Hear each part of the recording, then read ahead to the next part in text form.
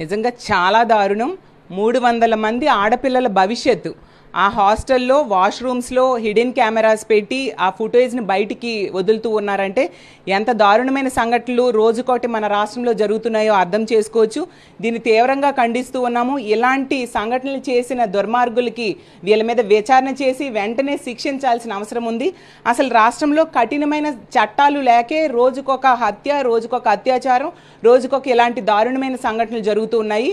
అలాగే తీసుకుంటే ఎంతసేపు కూటమి ప్రభుత్వం అధికారంలోకి వచ్చాక రాజకీయ వేధింపుల మీద దృష్టి సారిస్తూ ఉంది తప్ప ఆడపిల్లల మాన ప్రాణాల గురించి దృష్టి సారించట్లేదు. గతంలో జగన్మోహన్ రెడ్డి గారు ఆడపిల్లల రక్షణ కోసం దిశ యాప్ తీసుకొచ్చారు. ఆ యాపే కనుక ఈరోజు ఉండుంటే ఇలాంటి పరిస్థితి వచ్చేది కాదు. ఎందుకంటే గత వారం రోజులుగా ఈ అమ్మాయిలు ఈ సంఘటన మీద ప్రిన్సిపల్కి, మేనేజ్మెంట్కి కంప్లైంట్స్ ఇస్తూనే ఉన్నారు, కానీ వాళ్ళు పట్టించుకోని పరిస్థితి. ఆ యాప్ కనుక ఉంటే SOS బటన్ నొక్కిన 10 నిమిషాల్లో పోలీసులు వచ్చి వాళ్ళ మీద చర్యలు తీసుకునేవారు. ఈరోజు తల్లిదండ్రులందరూ ఆందోళన చెందుతూ ఈరోజు అక్కడ బయట పెద్ద యాజిటేషన్ చేస్తూ ఉన్న పరిస్థితి విద్యార్థి సంఘాలు, తల్లిదండ్రులు. ఎందుకంటే వాళ్ళ పిల్లల భవిష్యత్తు, ఎందుకంటే 300 మంది ఆడపిల్లల వీడియోలు వాళ్ళ దగ్గర ఉన్నాయి అంటే ఎంత దారుణమైన సంఘటన మనం అర్థం చేసుకోవచ్చు. ఈ కూటమి ప్రభుత్వం అధికారంలోకి వచ్చిన వెంటనే హోమ్ మినిస్టర్ గారు, అదే పాయకరావుపేట ఎమ్మెల్యే గారు ఉన్నారు కదా, ఆవిడ అయితే ఎంతసేపుని ఆడపిల్లలు కూటమి ప్రభుత్వం అధికారంలోకి వచ్చింది ప్రశాంతంగా నిద్రపోవచ్చు అన్నారు. కానీ ఏ ఒక్క ఆడపిల్ల కూడా ప్రశాంతంగా నిద్రపోని పరిస్థితి. ఈ కూటమి ప్రభుత్వము అలాగే మంత్రులు ఈరోజు ప్రశాంతంగా నిద్రపోతున్నారు తప్ప రక్షణ లేని పరిస్థితి ఆడపిల్లలకి ఈరోజు రాష్ట్రంలో ఉంది. అలాగే తీసుకుంటే ఇలాంటి ఆయుధం, దిశ యాప్ లాంటి ఆయుధం, దిశ చట్టం లాంటి ఆయుధాలని ఖచ్చితంగా మళ్ళీ తీసుకురావాల్సిన అవసరం ఉంది. అప్పుడే ఆడపిల్లలకి సరైన రక్షణ ఈ రాష్ట్రంలో ఉంటుంది. అలాగే తీసుకుంటే గత కొద్ది రోజుల్లో ఈ విద్యా కాలేజెస్లో తీసుకుంటే ఇద్దరు ర్యాగింగ్కి బలైపోయారు. ఒకవైపు ర్యాగింగ్లు, ఒకవైపు ఇలా హిడెన్ కెమెరాస్. అసలు విద్యార్థుల భవిష్యత్తు ఏంటో అర్థం కాని పరిస్థితి ఉంది.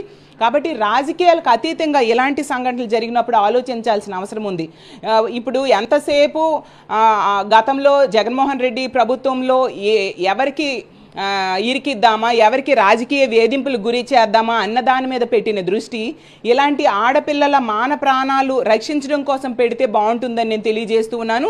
ఇలాంటి సంఘటనలకి రాజకీయాలకు అతీతంగా మేధావుల్ని, ప్రతిపక్షాలని అందరినీ కలుపుకొని వెళ్ళి ఏంటి సొల్యూషన్ అనే దాన్ని ఆలోచించాల్సిన అవసరం ఉంది. ఈరోజు తీసుకుంటే హోటల్లో కూడా ఇలాంటి హిడెన్ కెమెరాస్ పెట్టేస్తూ ఉన్నారు, ఇలా హాస్టల్స్లో కూడా పెట్టేస్తూ ఉన్నారు. వీటన్నిటికి కూడా మన మొబైల్ ఫోన్స్లో హిడెన్ కెమెరాస్ని ఐడెంటిఫై చేసే యాప్స్ లాంటివి ఫైండ్ అవుట్ చేసి వాటిని ఇచ్చి ఆడపిల్లలకు రక్షణ కల్పించాల్సిన అవసరం ఎంతైనా ఉంది. కాబట్టి ఎప్పటికైనా కూటమి ప్రభుత్వం దీని మీద విచారణ చేసి కఠినంగా శిక్షించాలి దుర్మార్గుల్ని. ఆడపిల్లల మాన ప్రాణాలకి రక్షణ కల్పించాల్సిన అవసరం ఎంతైనా ఉంది.